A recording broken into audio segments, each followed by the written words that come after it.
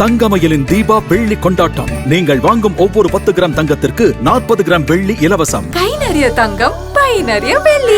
தங்கம் வாங்க தங்கமயிலுக்கு வாங்க. என்ன மாதிரியான ஆலோசனைகள் நிர்வாக குழு திடீர்னு உருவாக்கப்பட்டிருக்கு? தலைவர் அவர்களின் உத்தரவின் பேரில் எந்த ஒரு முடிவும் ஒரு கூட்டு முடிவா எடுக்கணுங்கிறதுனால எல்லாத்தோட கருத்தும் கேட்டு இந்த மாதிரி ஒரு ஃபியூச்சர்ல ஒரு இக்கட்டான சூழ்நிலை வந்தாலும் எல்லாத்தோட கருத்தையும் கேட்டு ஒரு முடிவு எடுக்கணுங்கிறதுக்காக இந்த நிர்வாக குழு அமைக்கப்பட்டது. இதில் அனைத்து உறுப்பினர்களும் வந்திருந்தாங்க. கிட்டத்தட்ட ஒரு 2.5 மணி நேரம் அந்த மீட்டிங் நடந்தது. கரூர் இன்சிடென்ட் பற்றி டிஸ்கஸ் பண்ணோம். அப்புறம் ஃபியூச்சர் அடுத்த ஒரு சிறப்பு பொதுக்குழு அடுத்த வாரம் வரப்போகுது. அதுக்கான அஃபிஷியல் அனௌன்ஸ்மெண்ட் இன்னைக்கெல்லாம் நாளைக்கு வரும்.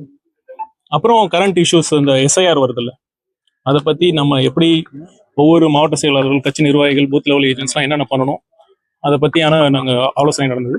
அதை பற்றி மேலும் அஃபிஷியலாகவும் எல்லாத்துக்கும் ஒரு கம்யூனிகேஷன்ஸ் வரும். ஓகே சார், இப்போ நிர்வாக குழுன்றது நிறைய கட்சியில் ஒரு கோர் கமிட்டியா இருக்கு. இப்போ தாவேக்கா அடுத்த கட்ட நடவடிக்கைகள் நகர்வுகளுக்கு இந்த கோர் கமிட்டியை உருவாக்கி இருக்கிறதா சொல்லியிருக்காங்க.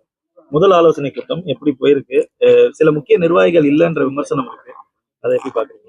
இல்ல, அதாவது தலைவர் அவர்கள் இந்த குறிப்பிட்ட நோக்கத்திற்காக இந்த குழு அமைக்கப்பட்டது. அதற்காக அனைவரும் வந்திருந்தாங்க. இது சிறப்பா. When will the General Council be held, sir? This official announcement will come in 1 or 2 days. Is the TVK going to resume the statewide tour of Mr. Vijay from now on? Yeah, we are waiting for this SOP, which is pending before the Madras High Court. Once this state government gives a proposal for this SOP, then we will be resuming. கட்சி சார்பில் அடுத்து எந்த மாதிரி மக்கள் சந்திப்பு நீங்க கரூர்ல பார்த்திருப்பீங்க, ஒரு அசம்பாவிதம் நடந்தது. அதை எந்த விதத்துல சிறப்பா பொதுமக்களுக்கும் மற்றவங்களுக்கும் இடையூறு இல்லாத வகையில பண்ணணுங்கிறது நாங்க ஆலோசனை நடத்திட்டு தான் இருக்கோம். இந்த எஸ்ஓபி வந்ததுக்கு அப்புறம் நாங்க கண்டிப்பாக அபிஷியல் அனௌன்ஸ்மெண்ட் இல்ல ஒருங்கிணைந்து ஒரு மாவட்டங்களை ஒருங்கிணைச்சு அந்த கூட்டங்கள் நடத்துறதுக்கான அந்த திட்டம் ஏற்பாடு பண்ணிருக்காங்களா? இதுக்கு முன்பாக நடத்தப்பட்ட மாதிரி இந்த 2 மாவட்டங்களை ஒன்றாவா இல்ல மாவட்டங்களா? அது நாங்க டிஸ்கஸ் பண்ணிட்டு இருக்கோம். கண்டிப்பா நாங்க அபிஷியலா நான் சொல்லுவோம். மீட்டிங் ரிகக்னைஸ்ட் பார்ட்டிக்கு, ரெஜிஸ்டர்ட் ரிகக்னைஸ்ட் பார்ட்டிக்கு தான் இருக்குன்னு சொல்லியிருக்காங்க.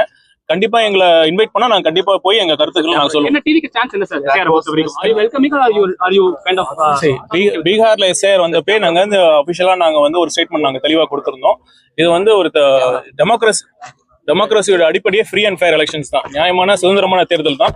ஜனநாயகத்தின் அடிப்படையே நியாயமான மற்றும் சுதந்திரமான தேர்தல் தான். அந்த தேர்தலுக்கு வாக்காளர்கள் வாக்கு திருட்டு பெருமளவில் ஏற்கனவே நடந்திருக்குங்கிற மாதிரி குற்றச்சாட்டு எழுந்திருக்கு. அதற்கு இன்று வரை தேர்தல் ஆணையம் ஒரு